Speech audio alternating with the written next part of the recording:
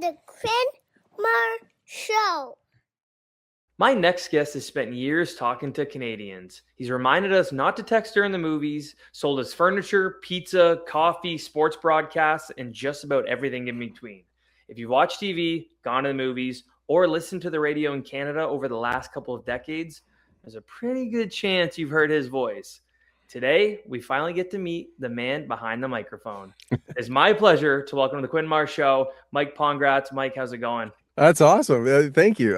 It's so bizarre when people sort of figure it out, like, this is what, well, that's that guy. That's the voice of that guy. And then they list off some of the things that they've heard, and I'm like, damn, it's been a few decades. Well, and we'll get into it, obviously, Yeah. but the reason I was able to find you was because of TikTok, and using something like that nowadays goes a long way. And I was doing some research, and on your TikTok, you got some good traction on some of your Cineplex and Sportsnet calls. Which is funny because I don't. My kids, I've got kids that are sort of 19 and 21, and when it comes to dads on TikTok, I get the cringe sort of response most of the time, and I'm not really one that's huge on social media. Like I am not influencer type. I recognize my age, and I'm not somebody that's going to make recipes and do all that stuff. But what happened was somebody had tagged me in. There was a TikTok video that somebody had put together, and it was this sort of quick hits, like just a bunch of edits, and it talked about the whole movie ruiners and Tommy Texter thing. And the animator, the guy who did the actual animations for the theater etiquette series, guy by the name of Brad Goodspeed, he messaged me on Facebook, because that's where the old people hang out, apparently. So he's like, dude, like, we're getting some traction on TikTok for what we've done. So I'm like, okay. And then just because I'm like, well, may as well see what we can get out of this, if we can get more than 200 views, it's just, it's for no, like, there's no benefit for me. Like, really, there isn't, but it was just kind of like, let's see what happens. And then I did that first one where I'm in the theater with my daughter watching Mandalorian and Grogu. And again, if you listen closely, you can hear me like, Dad, stop. But it's, it's on the screen. I'm like, yeah, that's me. And it's still kind of weird and bizarre, but people were like, wow, that's cool. And I never really thought about that, because it's just it's the voice of the guy that tells you to do stuff that you should already know not to do. And yeah, the funny thing where they say it's Tommy Texter, he's been annoying audiences since 2009. And I'm like, no, my voice has been annoying you since 2009. So well, and that blows my mind too, because obviously I know the original Tommy Texter was a long time ago, and before kind of searching it up, forgetting it was 2009, but that is engraved in my head. And obviously this whole podcast is about things that helped shape my childhood. It was part of my childhood, and that was the thing. Obviously I love going to the movies. Mm-hmm. And the original Tommy Texter was played at every movie when I was a kid. So it's funny that you don't see it that way. Obviously it's hard to be on the other side of it, but just trust me, when I was telling people that I was having you on there, and I was like, oh, Tommy Texter, and I would play the commercial, they're like, no way. People my age are fired up about it. So that's cool. And it wasn't until sort of this would have been maybe mid 20 to 2010, somewhere in there. Excuse me, it's very dry in my booth for some reason, so if I have to drink, I do. I'm with you. All the talking always makes me thirsty. But I did a search for it and discovered that Tommy Texter, like the phrase and then the relation to Cineplex, and was part of the Urban Dictionary. And I thought that was the coolest thing. It's okay. So it actually got some traction. But when it started back in 2009, it was just supposed to be another, little thing that would run before the movies, just to remind people, because at that point, texting was the big thing.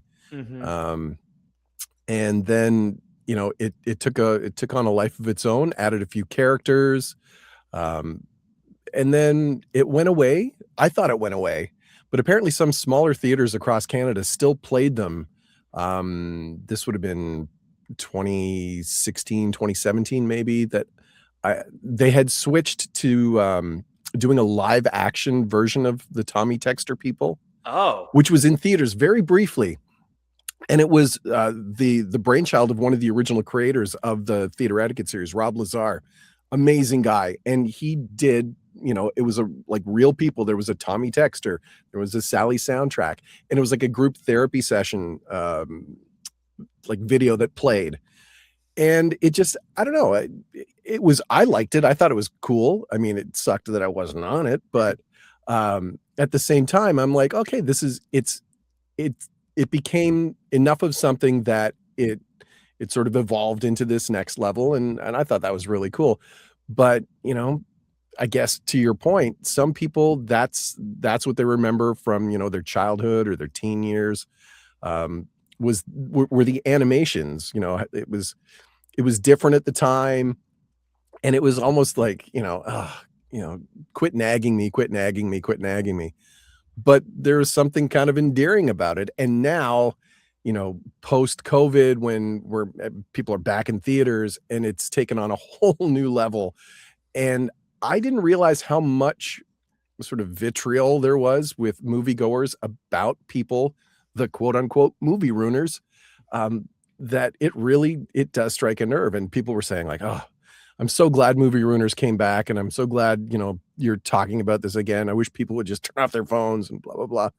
So yeah, it turned into something which, again, in 2009, it was an audition that came into my email from my agent. And I don't know if you remember, there was a radio station in Toronto, I want to say early 2000s. This was pre-Kiss. It was called Jack FM. Okay.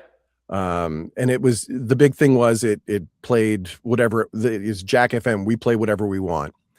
And the imaging voice of the station was a guy by the name of Howard Kogan, who used to work at Q107 in Toronto, years and years ago. And he had this real wry delivery, like, Jack FM, we play whatever we want. And that voice and that tone became one of the, I don't know, descriptors for auditions. Like, we want you to sound like the Jack FM guy. So this audition came across for a thing called Theater Etiquette for Cineplex. And it said, we're looking for somebody youngish that sounds like the guy from Jack FM. So I did the audition. I didn't have the low end that Howard had, but it was more of an attitude thing. And it was just kind of like, yeah, you were snarky. You were kind of like, it was that kind of vibe. And then somehow it worked out. And that was the first one was Tommy Texter.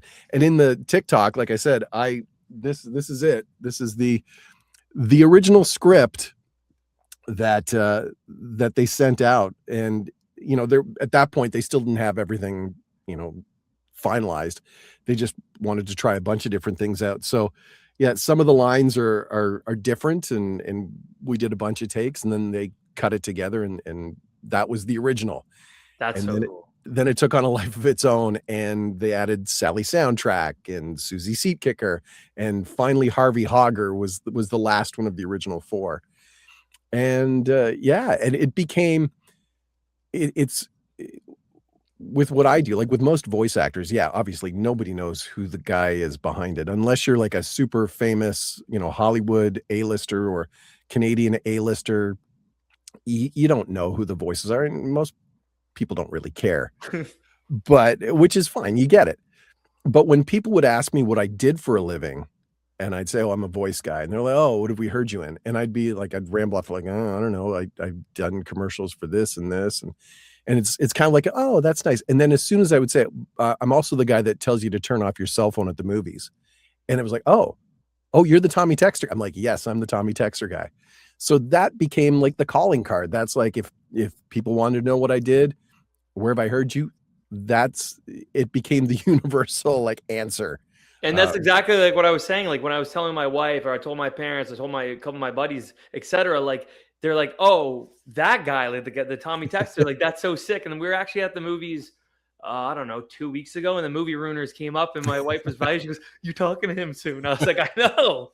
Which is, yeah, and it's, again, it is super cool, and it is definitely, the top, if not, well, one of the top 3, if not the top, uh, project that I've been able to do in my 26 years of voice stuff.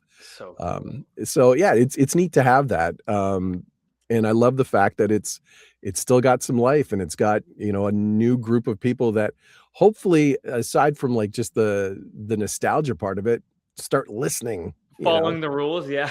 like, and I get it, my wife, I love my wife, but she's guilty of it too. She's a Sammy scroller. And I'm just as bad. Like when I did that video on TikTok, my daughter's like, "Yeah, what kind of a look is it that, you're saying don't be a Tommy Texter, and here you are filming the screen with your phone?" I'm like, "The movie's not started yet." You're the Suki snapper. Yeah, that's me. Gonna post it. Gonna post it. My wife's the Sally soundtrack. We'll be watching a movie, and like I know it'll be in the movie theater, so I'd never seen the movie either, and she'll be asking me questions like, "Oh, why'd this guy do that?" I'm like, "I don't know. I'm watching it with you for the first time." I know. All And the time. And I tell you, like, even with all the, the great tech we have now, and like you can get the big screen TVs, and you can have just as great a Dolby Atmos sound system in your house.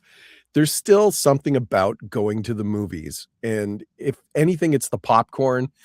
I love the Cineplex popcorn. I have friends that will just go there, buy the popcorn, and leave.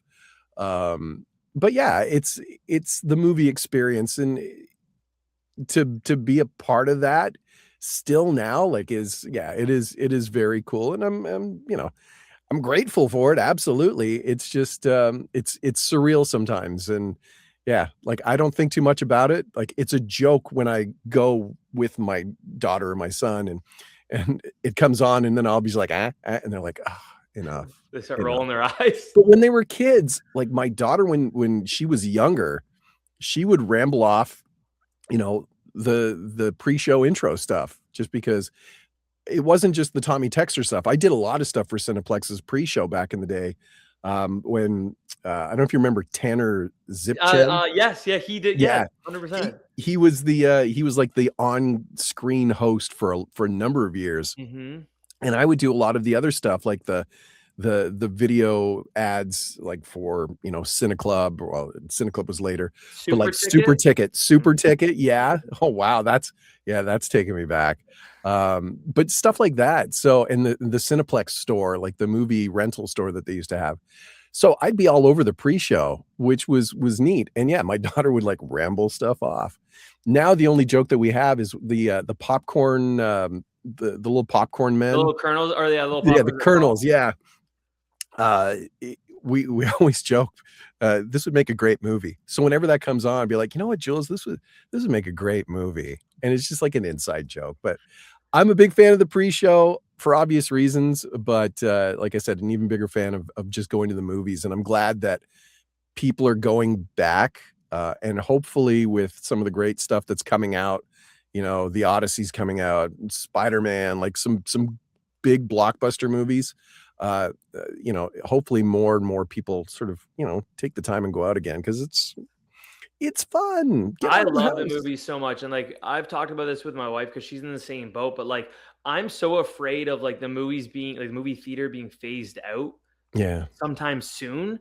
Yeah. Thankfully during COVID, or after COVID, it has come back, like you mentioned. But like, it's funny you talked about the popcorn thing, because a few weeks ago I was like, "Oh, do you want to go to the movies?" And she just wasn't feeling it. So I was like, "Okay." So I just Ubered the Cineplex popcorn and pop, and like that still, like, obviously being at the movies is really the number one, but something about the popcorn, it's just, I don't know, you can't beat it. Yeah. And do you do the trick though? If you don't get the buttered popcorn when you buy it, you do the trick at the little faux butter station that they have, where you take a straw, you jam the straw down the middle, and you center it under the butter spout.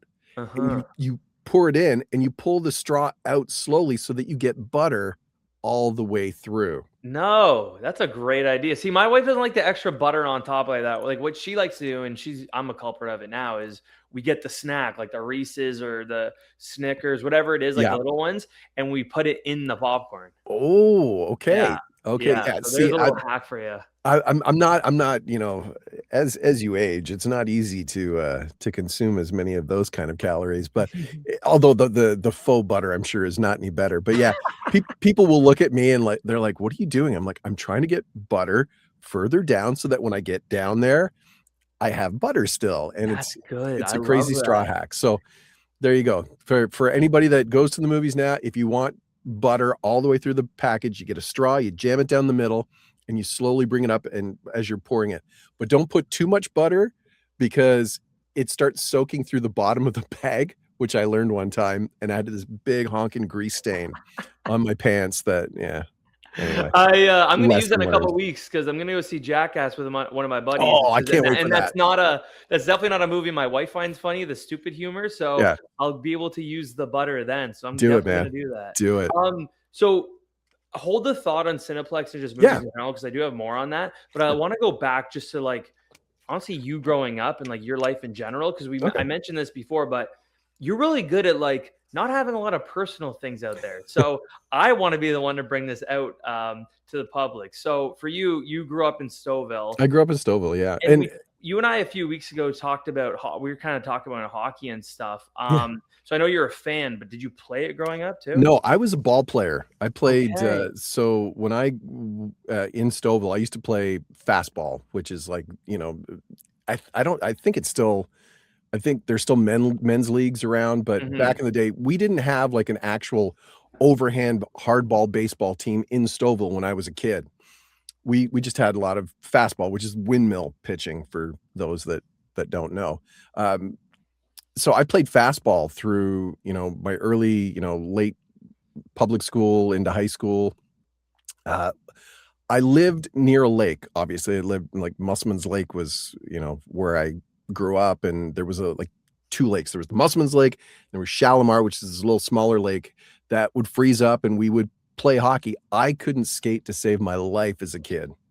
I still can't. Like, I mean, I can get around, but I was never much of a hockey guy, like playing hockey. I was a soccer kid. I was a baseball kid, like a fastball kid. And but it was, it was the same deal. It was a small town. Uh, I loved doing it, and it was kind of the summer thing to do. And then during school and stuff, I was a big theater nerd. I was that kid. Like, I'm an only child, which, brings the stereotype that, center of attention. I really wasn't like I don't think I was that kid, but I loved performing. And we would do school plays, and we would do things that in high school we did this thing called variety show where we would do like SNL and SCTV sketches. So I was, again, as an only child, I was born and raised on the TV. So pop culture, I think, is the one thing that has helped me in my career, is knowing useless Canadian television information. Like, hence the shirt I'm wearing. I don't know if you recognize this. There used to be a show on it was on CHCH channel 11 out of Hamilton, and it was also on channel 57 back in the day, which was city, called The Hilarious House of Frightenstein. No. Okay, nostalgia guy, you need to look this show up. Yeah, really. There was an actor named Billy Van. It was, he was like a vampire, like Dracula. There was an Igor. He played a bunch of these different characters, and one was Wolfman, like the Wolfman, which was a take on the Wolfman Jack radio guy. Yeah. So anyway, again, I watched a lot of TV as a kid, and a lot of Canadian style stuff because, back then we didn't have cable. We had rabbit ears and, 12 channels that you pushed a button, and you got what you got: CBC, CTV, and Channel 9. I don't think it was CTV then. It's So funny that you mentioned that because I guarantee you this is always a part of the podcast where my mom will text me when she's watching it saying, "Oh, you didn't know about this show?" Because that's where I get it from. Like a lot of that stuff I'm pretty good at. yeah, And I could, and when after I post this and I eventually get a text from her, I'll let you know. yeah, And I please guarantee do. you she's like, "Oh, you didn't know about this show? This actor was in that." And I'm a culprit of that. Yeah. But obviously a little later in life in the early 2000s and stuff. Yeah. This was a show that was. I mean, I was pretty young when the show was on, but I grew up on that stuff. I grew up on SCTV. Like that was the jam. That was before Saturday Night Live. SCTV was what I dreamed of doing.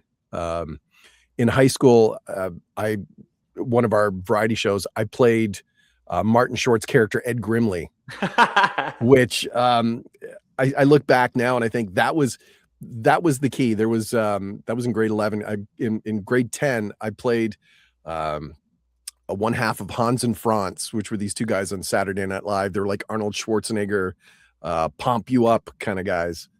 And then I did Ed Grimley the following year, and that was the one where like all of a sudden like nerdy little kid, people knew who nerdy little kid was.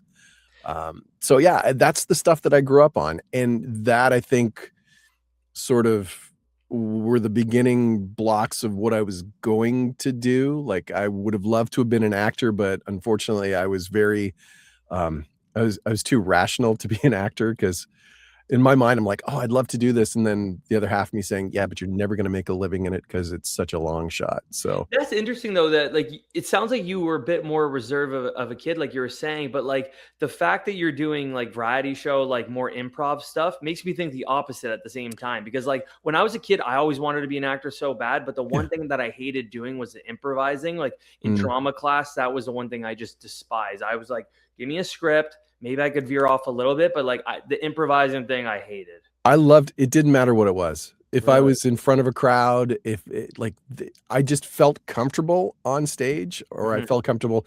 Like I played in concert band in high school, and we would do assemblies where we'd have to do speeches or do songs or whatever. I felt comfortable doing it, and it was it's because I loved it. And I felt like it was something that I was good at, because I wasn't exactly like I was a skinnier kid, so I wasn't exactly, going to play football, even though we didn't have a football team. But I was like more like the volleyball kid, or that was barely volleyball, and baseball, that was, still didn't need to be a very big guy. But I found that when I was doing stuff on stage, if I was performing, that's where I felt like, okay, yeah, this is stuff I can do, and I enjoy doing it. So that was kind of like in high school, they have the little things in your yearbook, like most likely to, and I think mine in grade 12 or grade 13 was most likely to be Saturday Night Live, which never happened. I wish it would have, but whatever. But yeah, it's how things sort of worked out is that I didn't end up going to university for drama or theater. I kind of fell backwards into what I ended up doing, because I, in my mind, thought I can't make a career or a living off being, a performer, because I lived in small town Ontario. Hollywood was a gazillion miles away, and at that point, Toronto still wasn't exactly like the big hub of that it is now, or even Vancouver. And at that point, I couldn't even see outside of Stouffville. Yeah. So I thought, there's no way I'm going to make a living off this. My parents would kill me if I didn't go to university. So I was going to be a teacher, which I went to university for 4 months. I got my Carleton University Christmas drinking degree. And what did your parents think when you dropped out? Well, well, so keep in mind, my parents they're European. They loved the fact that I was a performer kid. They enjoyed going to the plays. They loved all that stuff. But I don't think they ever thought it was something that I was going to do for a living. And so my dad was a trades guy. Like since he was 12 years old, he was an upholsterer, an apprentice at 12. And he worked his entire life, doing furniture and stuff like that. So he had a different work ethic and a different idea of what work was. So when I actually ended up uh, going to university, that was a big deal. It was like, oh, okay, you're going to be a teacher. This is great, blah, blah, blah. I I didn't really feel it. Like in my guts, I'm like, yeah, this is what I'm supposed to do, and it'll lead to something here. And then I got there and realized it was not for me. So I had already had it in my head that I was probably not gonna make it past Christmas because I think I had gone to a handful of classes, and I was working at the campus bars more than I was actually going to school.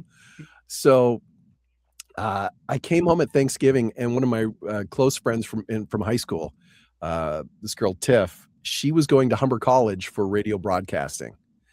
And we were all supposed to, like, a bunch of us were gonna go out on the weekend of Thanksgiving, and she's like, "Oh, I can't stay out too late. I've got this project I gotta get done," and I was like, "Oh, so what are you doing?" Like, and she showed me, and it was like she had to write a commercial. That was her prod like, she had to write a commercial for some fictitious product.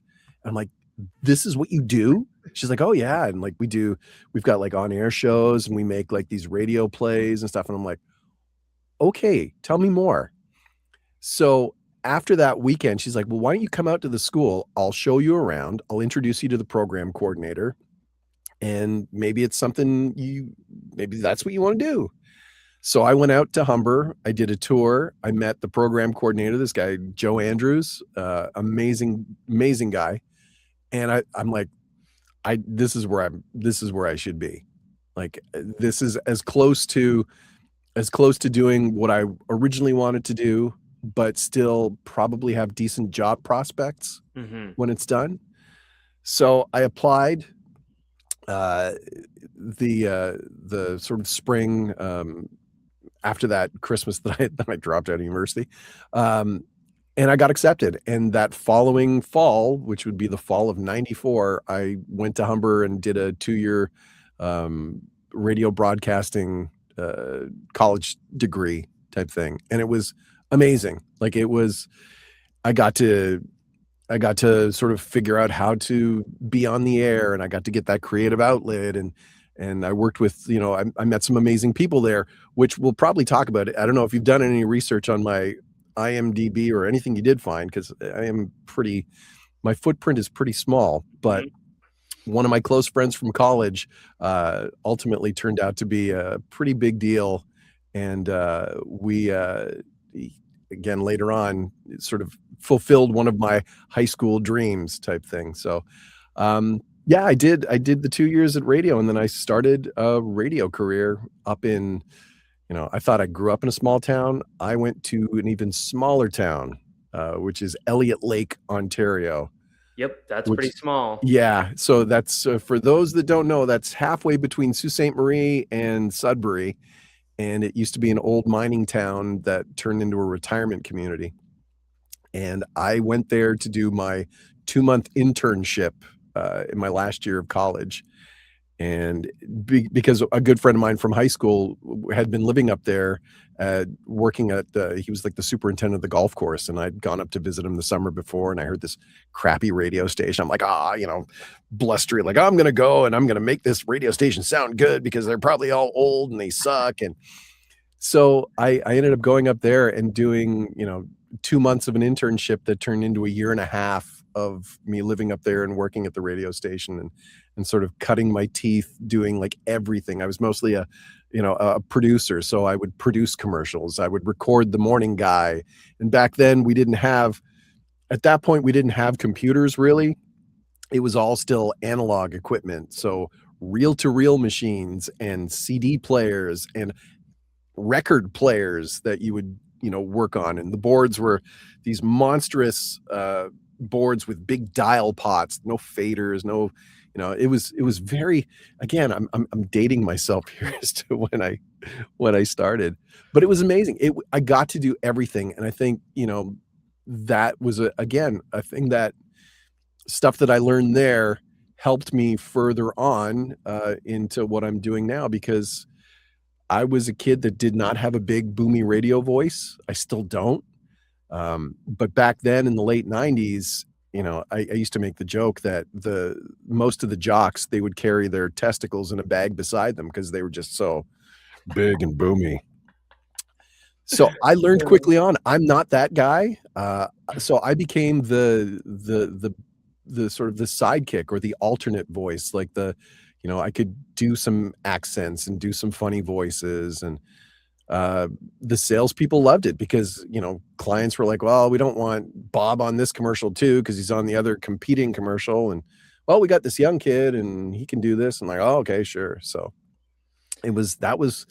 that's kind of where that started. And again, it was those those reps doing that sort of helped me further on when I started getting deeper into the voice stuff. So when you leave Elliott Lake, are you Yeah. still thinking I want to be a radio host, or were you not really sure at that point? You're like, I can do a lot of different things, or I want to try a lot of different things. I was pretty much stuck into that. I loved it at that point.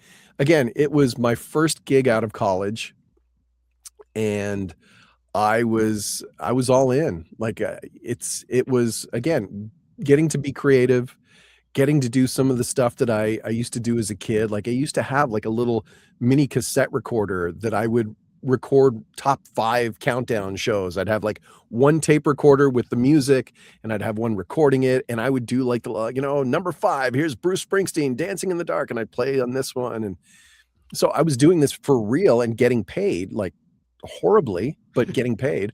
And so I was all in, and I wanted to be a like a host, like an on-air, like a DJ. Mm-hmm. But again, at that time, my sound was not kind of what would be accepted sort of later on in the 2000s. So I was a commercial producer. I would write copy. I would produce the commercials. I would voice the ones that I could.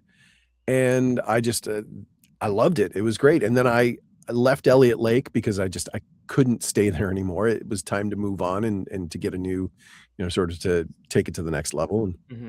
And it just so happened I moved back home, which sucked at first, back living with my parents after being out of the house for 2 years on my own. And then I lucked into a job. I worked, again, a guy that I worked with in college, he called me. He was working at a radio station in Woodstock, Ontario. And he's like, hey, I'm taking a job in Hamilton. They're looking for somebody to replace me.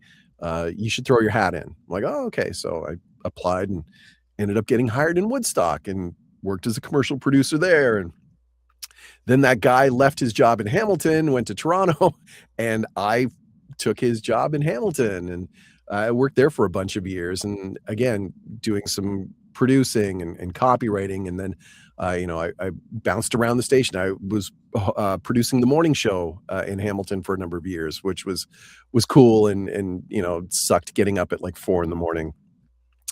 But I loved it. And again, the pay was still garbage, but I felt like it was the perfect balance. I was young enough that I didn't need to make a whole ton of money, and I still got to, have fun and be creative and all that. And then ultimately I left Hamilton and went to Kitchener-Waterloo to start a radio station out there with my former boss from Hamilton, and called 91.5 The Beat. And it was like, that was probably the best time I ever had working in radio, because it was with a bunch of younger people. Like at this point, I'm like 31 maybe at this stage. And this was like a rhythmic CHR station. So picture 2003, a lot of stuff like Sean Paul and Black Eyed Peas were kind of coming out at that point.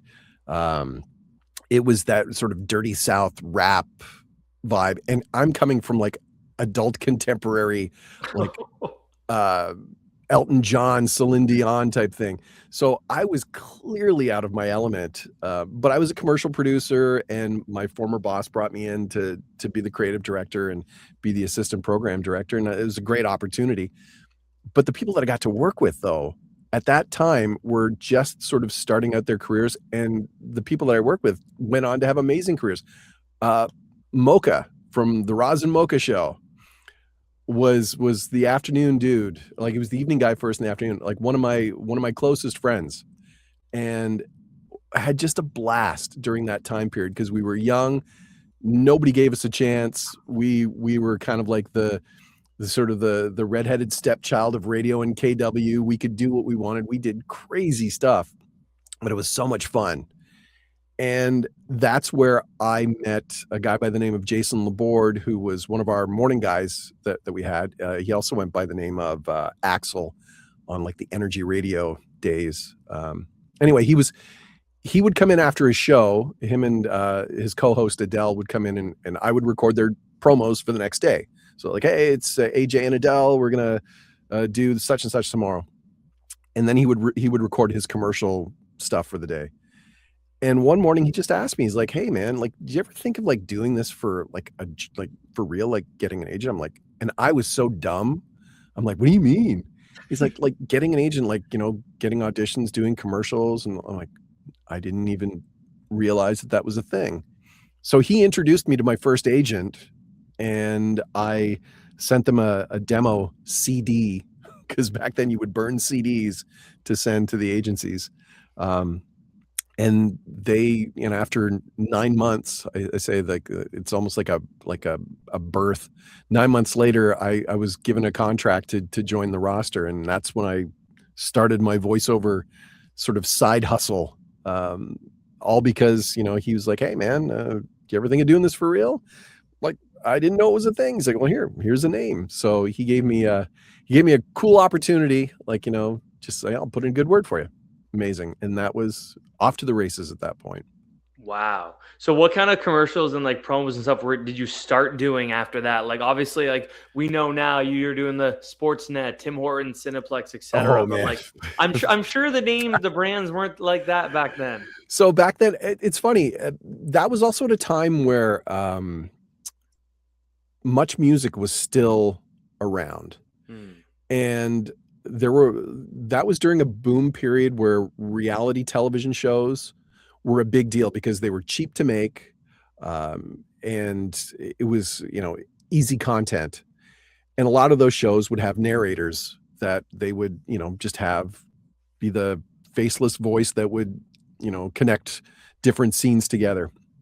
So one of the first jobs I got through my agent was an audition for one of those sort of countdown shows on Much Music called Much Love and Hate 2005, which was basically just like a top 20 couples, like, you know, famous couples type thing. And I remember I had to go down to the Much Music studios. It was like a completely different world for me, because I was like, wow, this is, you know, and I was recording in like this little studio at Much Music, and, you know, and then it would air on TV, and I'm like, oh my God, they're like, I'm on TV. Like, it's crazy. But it wasn't always that. Like, yeah, there was a lot of like no name sort of, you know, industrial videos that didn't really pay well, but still it was, at that point I was working full time in radio.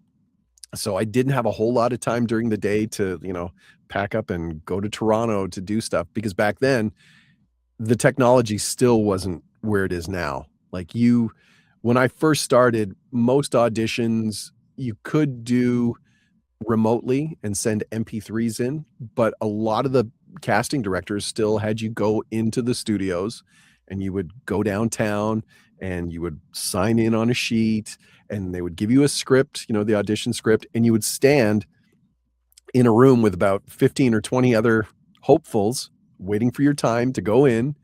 You read for maybe 5 minutes if you're lucky, and then out the door, and hopefully you get it. Most times you don't. But for me, that was like an hour and a half to get into the city, and, you know, depending on traffic, another 2 hours to go home.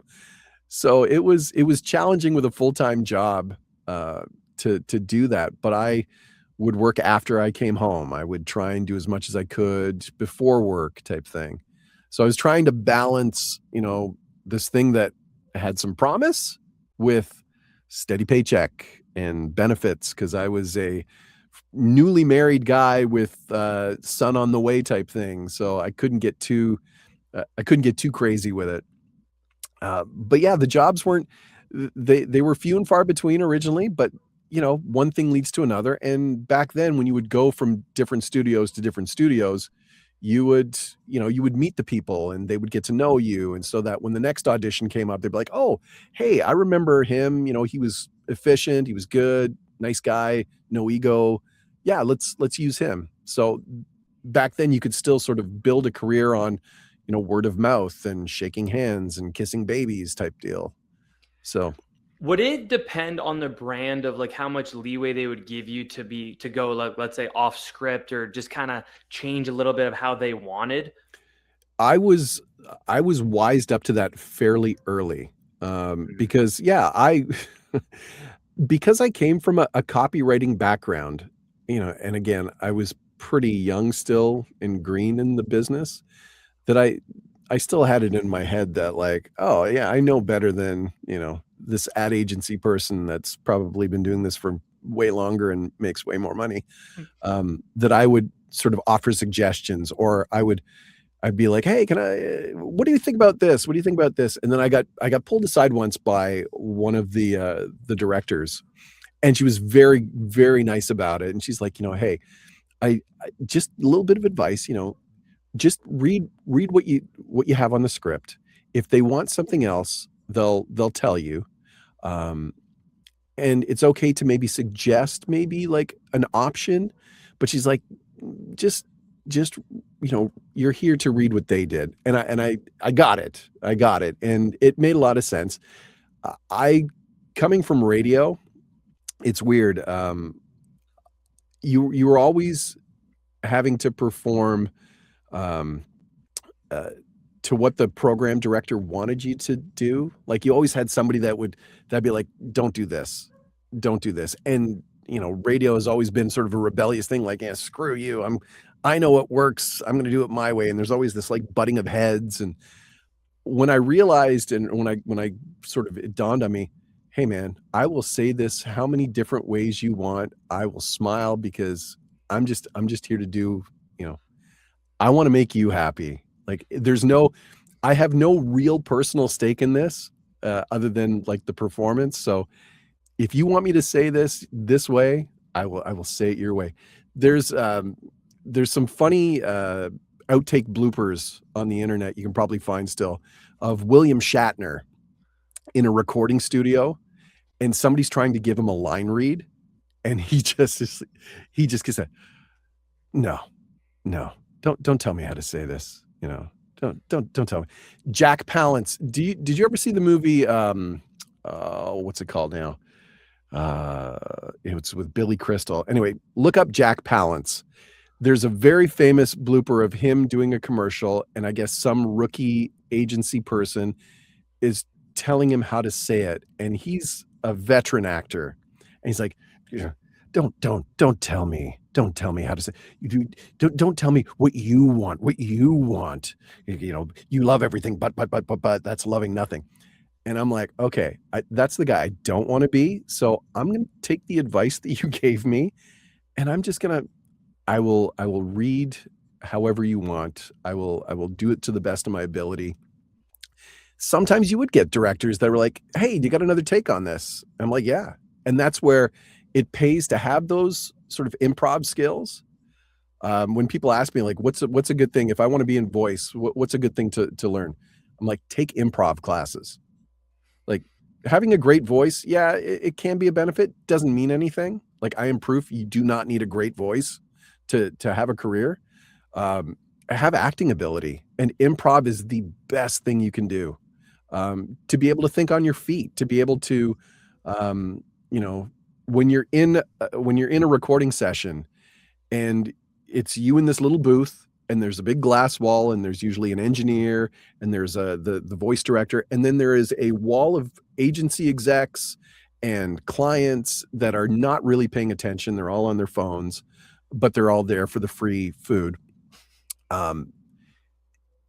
You're in a situation where like things will change, and you need to be able to adapt, and like, oh, this script, something's not working. And then, well, can we try this? And then you sort of throw your, use the skills that you learn, like your improv skills, and think on your feet. And it can turn it into again, that can turn you into just a one-off into a regular where for the next campaign, oh yeah, I remember, he was great, blah, blah, blah, blah, blah. So, when it comes to recording, most times you're just on script.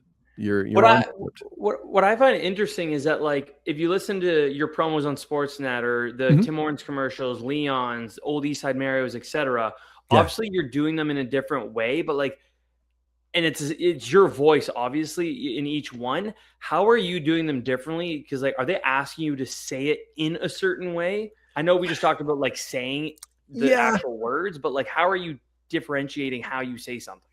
It's I mean, a lot of times the script will dictate like what the attitude is, right? Like Mhm. East Side Mario's, when I talked about Cineplex being like the calling card for me, originally it was East Side Mario's.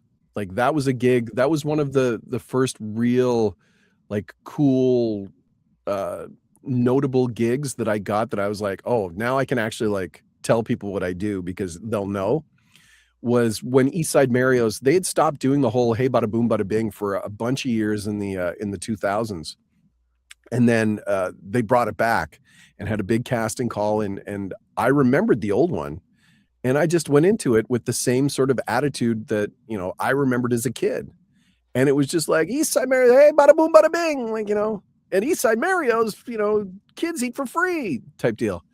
So that was just me remembering what the commercial that I grew up listening to and the vibe and sort of playing on the nostalgia of that. And that's what I delivered. And I guess it worked because for a couple of years I was like the voice of East Side Mario's, which again, super, super cool. When it comes to things like Sportsnet is me dialed up a bit because I love sports and you know, when I'm talking about, the Jays having a series against so and so or, the Leafs have a game like I'm all in. And I mean that's just me. There are channels that I'll do, I do a couple of other TV channels, something called like Love Nature, which is more like an Animal Planet slash, that kind of vibe where it's a different read. It's, animals, it's heartstrings and all that kind of stuff, which is different from say Showcase. I do a channel called Showcase, which is more action and entertainment stuff and those kinds of shows. So it's just again the script and the material sort of dictates the attitude, and I just kind of it's same voice. It's just the way that the attitude projects it, and I like I said, I'm never gonna have Mr. Movie Trailer voice. I do the best that I can, but I wouldn't want to be that because there is already like that guy. There's a guy that has that voice.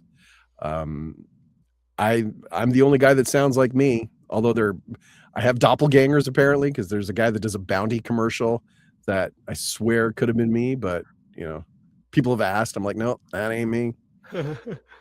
So um, Going back to the Cineplex thing. So, and I saw you mention this on your TikTok, was the end of it where you said, "Let everyone enjoy the show." yeah, That wasn't going to be the original tagline, correct? it was in the original four, yes, but they had for the movie ruiners, they gave me a bunch of different options, and I remember texting back and forth with Brad, the animator. Uh, I'm like, dude, why don't they got to use "Let everyone enjoy the show"? Because like that, it just that to me just that's part of the whole original.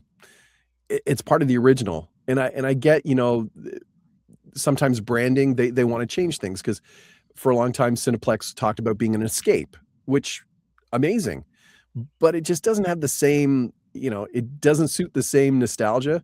So I think I think it was on the script, and if it wasn't, I may have suggested it or I may have done a take like just an alt that just like let everyone enjoy the show. And fortunately, in the end they went with it because yeah, it goes with everything else. So Let everyone enjoy the show. enjoy the Yeah, show. like it does. Like, oh, and it gets me in my feels every time. Mm. It's funny because if you move, like you go to the return of Tommy Texter and his little group of friends, when you come back, looking at like a Sammy Scroller, a Suki Snapper, or Mhm. even Stanley Seat Sealer, Yeah. I Oh, find that it was a tough one interesting. to say. Yeah, I know. Stanley Seat Stanley Stealer. Seat I originally find that Stan one. Seat Stealer, which that was not working for me. Say it again. What was it? The original was Stan Seat Stealer was the Oh original God. script, and fortunately somebody was like, let's call him Stanley. Thank you. Rolls off the tongue a little bit easier. Well, and that one is the most interesting to me because obviously in the original of the Tommy Texter, a seat stealer wasn't a thing because there wasn't assigned seating where you go and you buy No. your seat ahead of time. So that just shows like how different the times are in just that little gap of time. Harvey Hogger was part of the original 4, which was like, uh, saving a few seats. What was it? Saving a few seats while your friends go get some popcorn is cool. Saving an entire row is not, don't be a Harvey Hogger. Yeah, with assigned seating now, not a thing. Like And I couldn't imagine. Like I remember, obviously back then, I would go to the movies with my parents, and they would buy the seats and the tickets and everything right then and there. Like, and in hopes of one, it wasn't gonna be sold out. Two, yeah, you'd get a decent seat because there was multiple times me and my dad would go to the movies, and I was gonna go see Are We There Yet with Ice Cube, and it was sold out. and And you're we'd have right to at, turn oh, around. okay. I was gonna say, or you're right in the front doing the like high Or up that neck. one, and you're Yeah, like, which is the wow, worst. this is terrible. So it's just crazy how we're so used to something like assigned seating nowadays when I vividly remember even being a kid having to go and get the seats right then and there. Oh yeah, and I mean it's I remember there being a little bit of pushback and people complaining about it, but like you said, now that's just how it is, and nobody's any worse for it. Except now you've got to deal with Stan Seat Stealer, Yeah. which, but yeah, it's very different. Then again, I remember when, as a kid driving in the backseat of my parents' car, and there was no such thing as like shoulder belts, and you didn't have to worry about wearing seat belts. Kids would just, that was my play place in the backseat of my parents' car. So times have changed. I love it. And then I know you were just talking about this, how like you don't really normally like to say, oh, how about we try this, how about we try that, etc. But with something with your name on the whole Tommy Texter thing, when you guys came back to do it later, did you have any suggestions on like maybe a new character, or maybe you say this, or you still same thing, eh? I was to be completely transparent, I thought it was done. Like when they stopped running the Tommy Texter stuff in the theaters, because a lot of the movie a lot of the studios were providing the movie theaters with their own turn off your cell phone. Like I don't know if there were a couple of movies back in the, I want to say like 2018, 2019, where like blockbusters, they would actually film like something part of the movie, and then like a phone would ring like, oh, turn off your cell phones now. So they replaced Tommy Texter with these these vignettes and short films that the studios provided. And at that point I'm like, it was a good run. It was 10 years, I at least I can say that was it. When they brought it back, I remember getting the call from the new creative director at Cineplex, and he's like, hey, so we're thinking of bringing up. I'm like, you're kidding me. I'm like, this is awesome. I'm happy with the characters they came up with. I love that they kept Tommy and Sally soundtrack. I do miss Susie Seatkicker. She was my personal favorite. But I love the fact that they expanded it, and Sammy Scroller. I've had a bunch of comments on the movie ruiners video, like from people that are like, thank you for for bringing somebody that was non-binary into the conversation.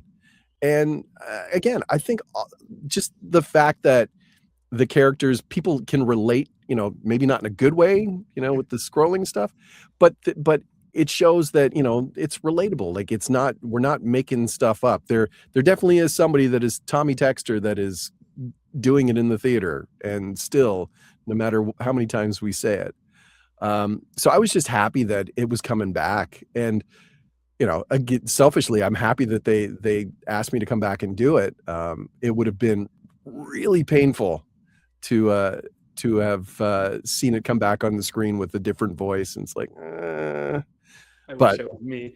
I remember one time I was a kid and I was at the movies with my friend, and my dad gave me his cell phone to like have for like when he picked me up later. Yeah. because I didn't have my own yet. And I remember my mom texted me on his phone, and I just kind of quickly, it was a flip phone, so I kind of like quickly flipped it to look at it, and someone screamed at me. They snapped on me saying like, I don't know if they called me a Tommy Texter, but they're basically saying that that's what I was doing. And I was like, oh, I got so scared, and I literally just flipped it up quickly to look at it, to flip it back down, and they snapped on me. And I was sitting in the very back.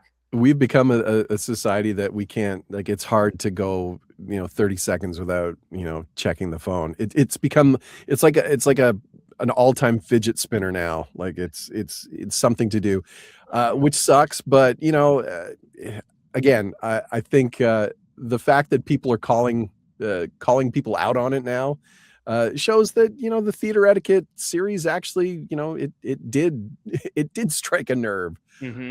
So yeah, it's been very cool, and this sort of revitalization of it. So yeah, it's a bucket list thing. Like, there are certain things in my career that have been bucket list. Like, this was a bucket list. Doing East Side Mario's back in the day was a bucket list. Just having something on TV was like a bucket list thing. And I mentioned my buddy from college, this guy by the name of Adam Copeland. He's former WWE wrestler Edge.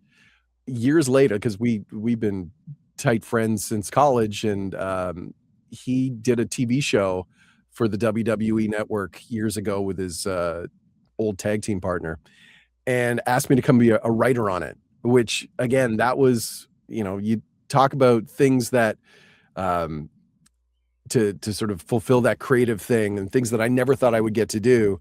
Was, okay, now I'm a huge wrestling fan, have been since I was a kid. Now I'm writing for this company that I watched as a kid, and I'm getting a paycheck to write goofy stuff for this show. So, again, bucket list things that sort of filled that creative thing that I always wanted as a kid. I didn't do it the traditional way. And now, I guess, 25, 26, 30 years later, I'm still doing it, and just a different way. What I thought was really cool was that I watched that one video of you guys at the Leafs game together when you guys were mic'd up. Oh man. Yeah. That was, again, talk about bucket list things. Like, that was pretty trippy, because he was invited down because he's always been a huge Leaf guy. The organization loves him. There's a belt that the team gives out after they win a game, that he had designed for the team, and gave Morgan Riley just, hey, here's a belt, but it turned into this thing. When last year, the big playoff run was such a trip. Like, they had him up to do like a pre-show video that they ran before the game, like a hype video. And so we got to go film that, and sort of to be on center ice at Scotiabank, was crazy. And then, the good peeps at Bleacher Report had him mic'd up, and he's like, hey dude, you want to go? I'm like, yes. And I had no idea where we were going to be. And we're sitting like right where the players come out, and they had us mic'd up, and it was just, again, crazy bucket things. And Adam grew up in a little town called Orangeville, which is just north of Toronto as well. We lived very, very parallel lives. Like, both of us only kids, both of us big wrestling fans, both of us very creative, but also very introverted. And we're very only child like that. So we had a lot in common in college, and it carried on. And like I said, getting to do some of this fun stuff with him, even now, like, we'll still text back and forth about hockey on a semi-daily basis. And it's cool for him, like the Sportsnet thing. He uses my Sportsnet account in the States because he loves watching the Canadian feed of hockey games. Nice. So he's got it on his TV, and he's like, my kids will be like, oh, there's Uncle Mike. Oh, there's Uncle Mike. So it's been a really cool sort of career arc, I guess you can say, in that it wasn't exactly what I was thinking I was going to do when I was a kid, but it kind of worked out all right. And I'm just, like I said, I'm having a blast, and getting to do some of this stuff. It's it's not lost on me how cool it is, but sometimes I don't realize that other people who don't do what I do think it's kind of neat, like because it's Yeah. something that they don't that they like it's a world that they don't understand. And like I forget sometimes that, oh yeah, like to me it's just like, yeah, I come in here on a daily basis and I just yap, Jays, Yankees tomorrow on Sportsnet. It's just my job. But to other people's like, oh no, that's kind of cool. And I'm like, oh yeah, I guess it is. But When you're doing the mic'd up thing with Adam there, were you? I know obviously you're passionate about hockey and stuff, and like you're just like me, you love to talk. Did you feel it like in your head thinking like, okay, I actually gotta like say like something funny, or I gotta talk a lot? Like, were you so subconsciously thinking that? that part of me, yes, because I think that's part of my just my broadcasting background is sound bites. Like if I'm an editor, I'm always looking for sound bites, and like whenever there's a package that's put together, the editors are looking for like goal highlights or things that, yeah. So uh years ago, the WWE did like a video, like a DVD for Adam's career. And Adam had asked me if I would come down and be interviewed for the documentary. And I remember thinking in my mind, okay, I need to hit some touch points that I know that once they're in editing, they'll be like, "Oh, that's good because we can associate that with this shot." So in my mind, I'm like, "Okay, just try to keep that in mind." But then the conversation just goes on and whatever. And afterwards, Adam's like, "Man, you had some really good sound bites." Like, I think it was kind of intentional, but it was subconsciously intentional, I guess. So Right. when we were doing the game, there were some points where I'm thinking like, okay, try and give them something funny because if we just did our usual goofy stuff, I mean, there probably would have been more swearing, which makes me laugh. The video that you had about you and your buddy doing the radio show and don't swear on the radio. I'm like, man, I was kind of nervous about doing this podcast because usually I really swear a lot. And that night when we were on mic, I said to, the girl that was, the liaison there, Morgan, I said, "Man, I apologize ahead of time because sometimes I will swear and I'm not knowing that I'm swearing." Uh, but really, I'm not a bad guy. I'll try and keep it to a minimum. But no, it was just we were literally a couple of kids, small town Ontario kids that were watching, probably the worst game we possibly could have seen, but still, like, just to have that opportunity, there were times where we're looking at each other like, "Can you believe, like, this is happening?" Like, again, if you told 12-year-old me that this was gonna happen, wouldn't have believed you because I was in small town nowhere, Ontario. So, it's possible. It's It's possible. crazy. It's It crazy how totally things work is. out. Yeah, man, it totally is, and that's when, I'll have, like, young people or people that wanna get into voice acting, and they'll ask me stuff, like, "Oh, well, how can I do this?" So, "Oh, I live here." I'm like, "You know what? You gotta have the passion for it. Like, do it." And, not everybody's cut out to do it. Like, not everybody's cut out to play on the Jays, or not everybody's cut out to be a doctor or, name anything. Find something that you're passionate about and just do it. Do it for the passion of it. If it turns into something, amazing.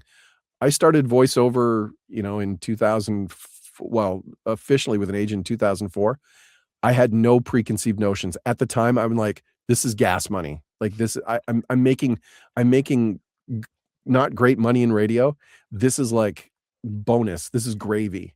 Um, but I did it because I love to do it. And, if you get the reps in and you stick with it and you work with some great people, and I've had like, that's probably the best part of what I've done is that I've got to work with amazing people over the years. Like every director, every, engineer, the guys that, push the buttons, the guys that edit, and I say guys, the guys and girls.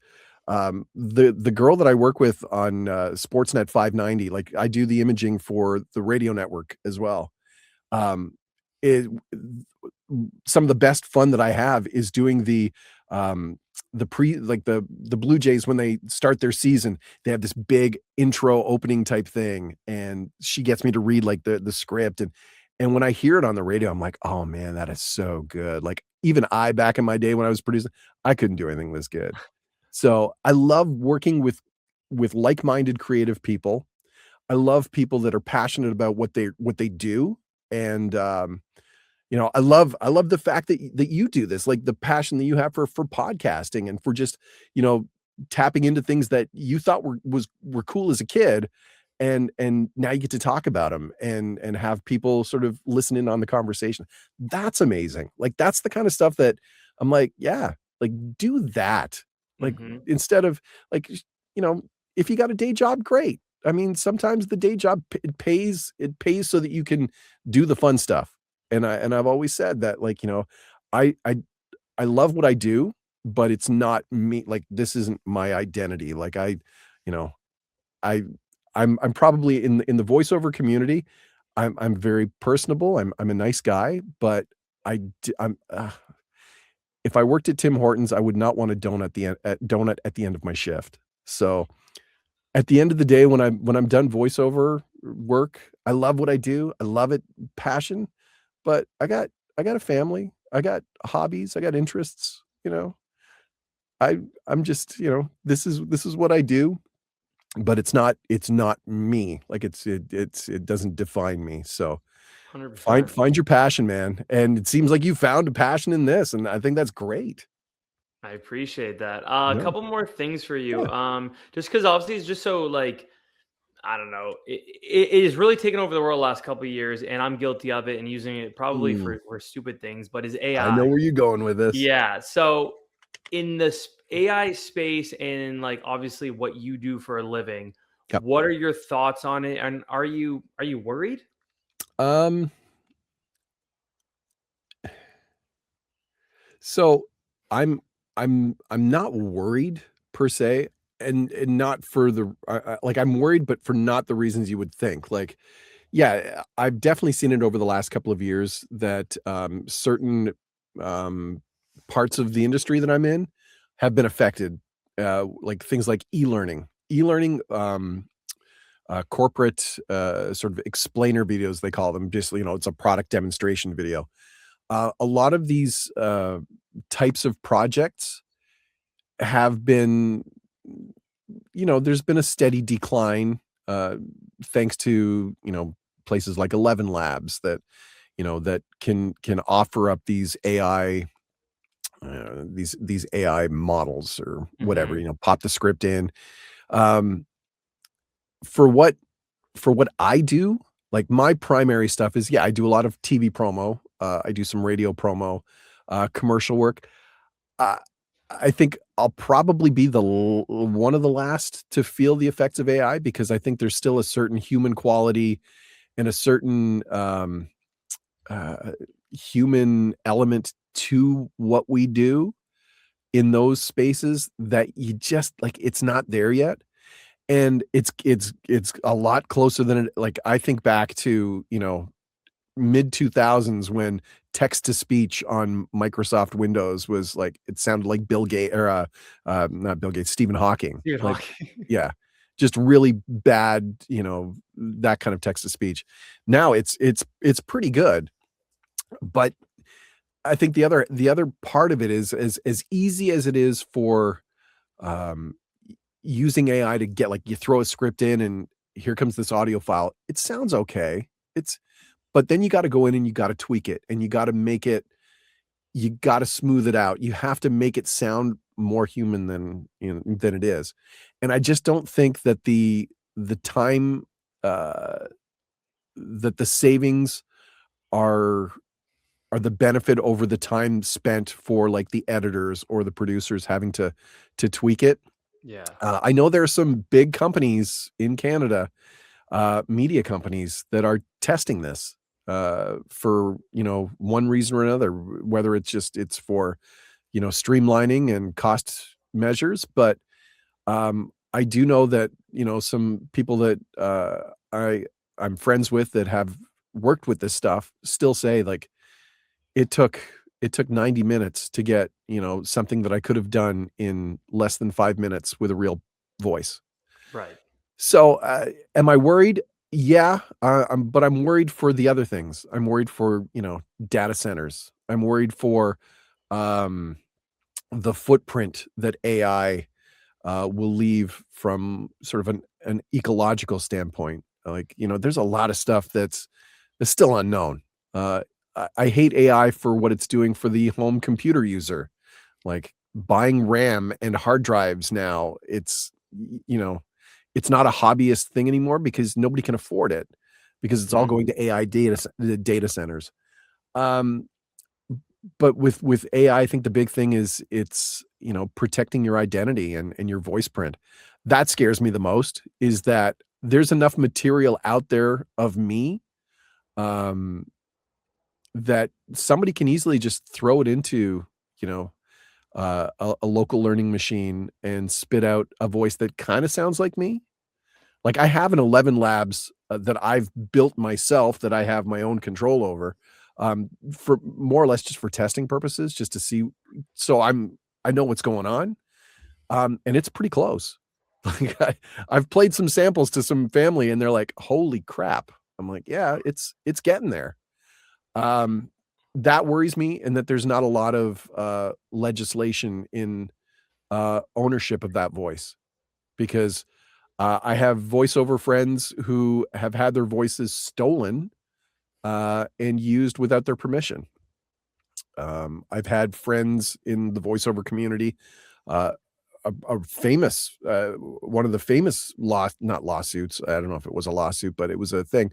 One of the original voices on TikTok.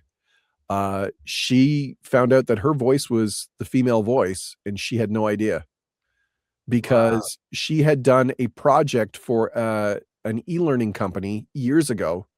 That company was sold and bought out by, I'm assuming, TikTok, and they used that voice.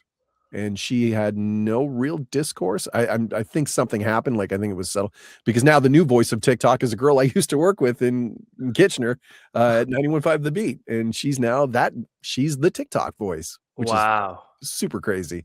So yeah, sorry, the long-winded answer is I'm worried, but not so much personally for what I do yet. And I'm hoping by the time it becomes an issue, I'll be retired, or at least doing something else. If I can't do this, I'll go be a Walmart greeter. There I'm you cool. go. I'm cool with it, man. Like I've had a good run. I've been the young guy on the block that looked at some of the familiar voices, the ones that booked a lot of the gigs, and being the guy, shaking my fist going, "Oh, they always get this. They always get this," to now being that guy like, "Okay, yeah, I'm that guy now." And I know there's younger talent that are way better, way more talented that are, they're coming up. It's the next wave. It's that logical the arc. So I'm on that side of the arc now, but I'm not going out without a without a fight at this point. Just because I love this too much, man. I love it. It's fun. Oh, I don't blame you. So last question I ask Yeah. every guest this is what is the one thing you miss most about being a kid? Oh, I'll tell you what I miss most about being a kid. The thing I miss most is being present in what we're doing and not being distracted. And I say that like I remember I remember as a kid, and it's always brought up like, I see TikToks where, people my age complain about how kids these days they don't understand when the street lights went out in the morning till the street lights came on at night, you were out on your bikes and you were building forts, and like that's what it was. Like I miss those days of just hanging with my buddies, doing sometimes stupid crap, um, but we're just present in an analog way. There's not like this digital connection. We're not like on headsets. We're not playing video games over headsets. We're sitting in front of an Atari or a Nintendo, and or we're sitting out back. My best friend, another Mike, he had this little shack out behind his parents' house, and it was no bigger. It was maybe like a 5x5 little shack that we would go in, Friday nights, and we would bring a guitar in and we would just sing songs. We would throw a cassette into a tape recorder and just record our stupid, conversations. And, we drank a lot of beer and, I miss that. And I sometimes miss that for like my kids and like they're growing up because they've grown up in a digital age. Their relationships are different with their friends than my relationships with my friends were, because it is more there's more connected digital side to it. So I miss, if there's one thing I could go back, is just I would love to relive some of those Friday, Saturday nights where it was a guitar, a case of, Canadian, and we would just sing and just be normal kids. Well, normal small town kids, apparently, because that's what you did when you were in a small town. You just grab a case of beer from the older brother, and that's what you did. But that's what I miss, man. I miss some of the analog. I really do. I love technology. It makes my job so much easier and so much more accessible now, because you think about, I think even like 10, 15 years ago, this wouldn't really be possible because the barrier to entry was way too high. Doing what I do, having a studio, having like a booth, having, the ability to connect with Toronto or connect with LA or connect with New York, from here was not something that was possible, and technology made it happen. So for that, I'm very grateful. But man, give me a bike and a field, bush parties. Give me every small town trope that you'll hear people my age talk about their high school and their younger days. Give me that any day of the week. I will take it, because that's the kind of thing that I don't think kids these days get that anymore. Unbelievable, Mike. This was awesome. Thank you so much for doing this. I'm so happy that we're able to chat because, like I said, I was hearing your voice growing up all the time. So this was really cool for me to be able to get you on here. So thank you again. I appreciate it, man. And it's funny when you work in a booth like this by yourself most of the time. You don't get a chance to talk to a lot of people. So that's why I get very long-winded. So I'm sorry you got to edit a ton of this stuff. No way. That's exactly what I want. That's perfect. That's why I got you on here. Now remember, Hilarious House of Frightenstein. Got to get your mom to school you on that. Awesome. Thank you so much, Mike. We'll have to get you back on again in 10 years when Tommy Texter returns for a third time. Oh my God. By then, if I'm still doing Tommy Texter, we're in real trouble at the theaters. I'm telling you, we really are. So don't text, watch the movies. Yeah. Thanks turn your VR off in the theater at that point. Yeah. Everybody wearing headsets. Yeah. Quests on their head. Sure. No, thanks, dude. Awesome. We appreciate it. And that was the Quinn Marr Show.